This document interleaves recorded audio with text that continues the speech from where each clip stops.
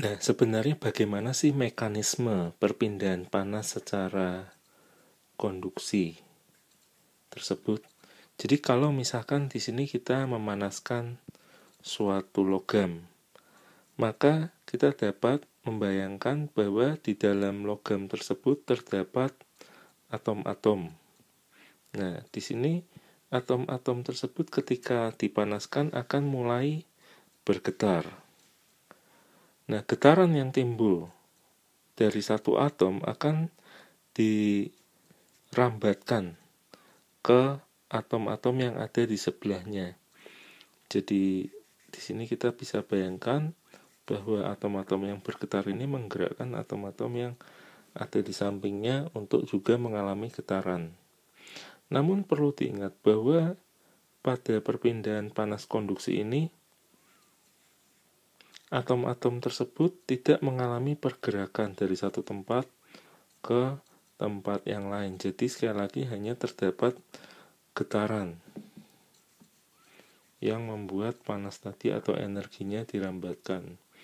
Nah, perbedaannya adalah dengan perpindahan panas secara konveksi atau aliran, di mana di sini ada suatu medium atau zat penghantar yang juga ikut mengalami bergerak bersama-sama.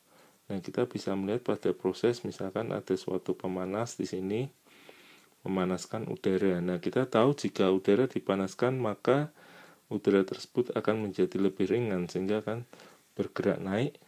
Lalu ketika ada suatu bagian di mana panas tersebut dapat dibuang atau ada suatu misalkan jendela di mana di sini akan membuat udara yang dingin atau dengan massa jenis yang lebih besar, ia akan membuat bergerak turun, demikian seterusnya sehingga terjadi satu aliran atau konveksi. Nah, sebenarnya ketika kita misalkan melakukan misalkan membakar suatu api unggun, maka di sini dapat kita lihat bahwa ada 3 hal yang dapat terjadi, yakni panas yang merambat secara konveksi, lalu ada juga yang merambat secara konduksi, yakni melalui logam misalkan. Nah, yang ketiga juga ada yang panas dirambatkan secara radiasi. Nah, jadi kita akan melihat sekarang perpindahan panas secara radiasi. Nah, ini adalah yang paling berbeda dari keduanya karena di sini panas dirambatkan dalam bentuk gelombang elektromagnet. Kita nanti akan belajar di topik gelombang elektromagnet lebih mendetil lagi. Nah, ada yang menarik bahwa dalam perambatan panas secara radiasi ini panas dirambatkan tanpa memerlukan suatu zat penghantar atau medium. Contoh yang paling jelas adalah ketika kita melihat sinar matahari yang sampai ke bumi kita. Nah, di sini panas dari matahari ini dapat kita rasakan karena dirambatkan secara radiasi, yakni dalam bentuk gelombang elektromagnet di mana tidak memerlukan medium, sebab kita tahu bahwa di ruang angkasa ini boleh dikatakan hampa. Nah, kita sekarang akan melihat perpindahan panas secara radiasi. Jadi, kalau misalkan ada sebuah benda yang untuk lebih mempermudah, kita gunakan bentuknya adalah suatu bola. Lalu, bola tersebut punya suatu ukuran, misalkan jari-jarinya R, lalu suhu bola ini T. Nah, ini suhu mutlak. Jadi harus menggunakan Kelvin. Nah, maka berapa besar daya panas yang dirambatkan secara radiasi atau panas yang diberikan kepada sekelilingnya?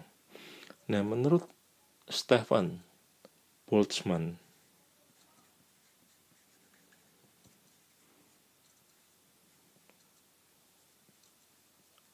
bahwa daya panas yang dirambatkan secara radiasi ini sebanding dengan suhu mutlak pangkat 4. ya jadi pangkat 4 suhu mutlaknya.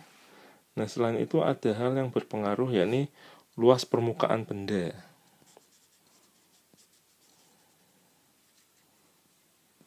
Nah, kalau mau dituliskan secara lebih lengkap, maka daya radiasi ini bernilai konstanta Stefan Boltzmann atau ditulis dengan simbol sigma dikali suatu bilangan yang disebut emitivitas, lalu juga dikali luas yang memancarkan radiasi tersebut, luas benda, permukaan benda. Kalau misalkan di sini bendanya berupa bola, maka nilainya sama dengan 4πr², lalu dikali suhu mutlak pangkat 4. Nah, nilai dari tetapan Stefan Boltzmann sendiri dapat kita lihat sekitar 5,67 kali 10 pangkat minus 8 watt per meter persegi Kelvin pangkat 4. Nah, sekarang kalau misalkan di sekeliling benda itu suhunya sebut saja T0, tadi bendanya punya suhu T. Berapa daya radiasi bersih atau biasa disebut radiasi neto? Nah, ini kita bisa perhitungkan konstanta Stefan Boltzmann dikali emisivitas, lalu kita kalikan dengan luas dari permukaan benda itu. Kalau bola tadi 4πr², nah dikali T pangkat 4 dikurangi T0 pangkat 4. Jadi ini adalah daya radiasi neto atau bersih. Nah, nilai dari emisivitas di sini sebenarnya dipengaruhi dari jenis benda. Kita biasanya atau seringkali menggunakan istilah benda hitam. Nah, di mana nilai emitivitasnya paling besar, yakni 1. Nah, benda hitam itu apa? Benda hitam itu di sini dianggap sebagai benda yang sangat sempurna untuk memancarkan radiasi atau menyerap radiasi. Jadi benar-benar seluruh energi yang dipancarkan itu dalam bentuk radiasi.